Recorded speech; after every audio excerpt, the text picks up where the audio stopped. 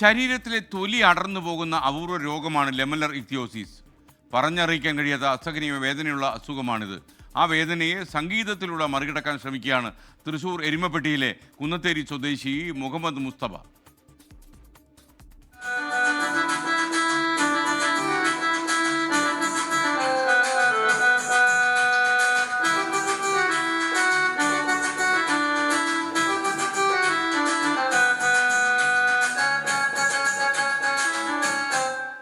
ജനിച്ചു വീണപ്പോൾ തൊലിപ്പുറത്തുണ്ടായ നേരിയ മാറ്റം. പിന്നീട് പരിശോധനയിലാണ് അപൂർവ രോഗമായ ലെമലർ ഇക്തിയോസിസ് ആണ് മുഹമ്മദ് മുസ്തഫയ്ക്കെന്ന് മനസ്സിലായത്.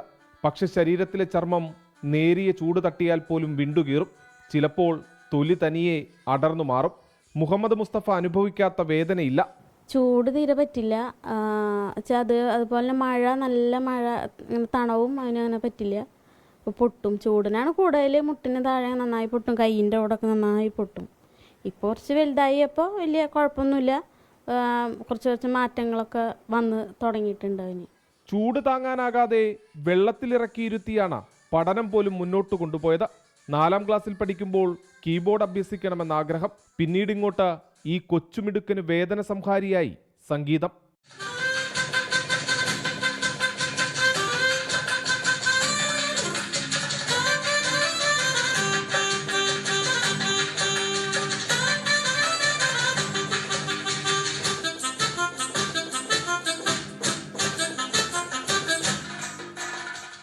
ഇപ്പോൾ ഇവനാണ് ഞങ്ങൾക്ക് സന്തോഷം തരുന്നത്.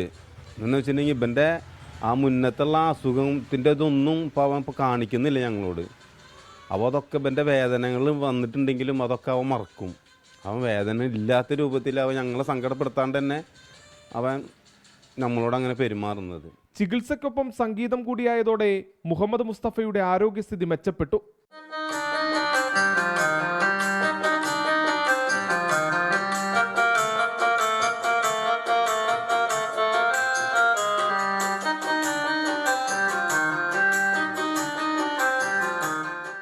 ഇപ്പോൾ പ്രോഗ്രാമൊക്കെ ചെയ്തു തുടങ്ങി, എല്ലാവരും അറിഞ്ഞു തുടങ്ങിപ്പോൾ. ആളുകളുടെ ഇടയിലൊക്കെ ചെല്ലുമ്പോൾ പ്രോഗ്രാം കാണാറുണ്ടിട്ടാന്നൊക്കെ പറയൂ. അങ്ങനെ അറിഞ്ഞു തുടങ്ങിയ ആൾക്കാർ.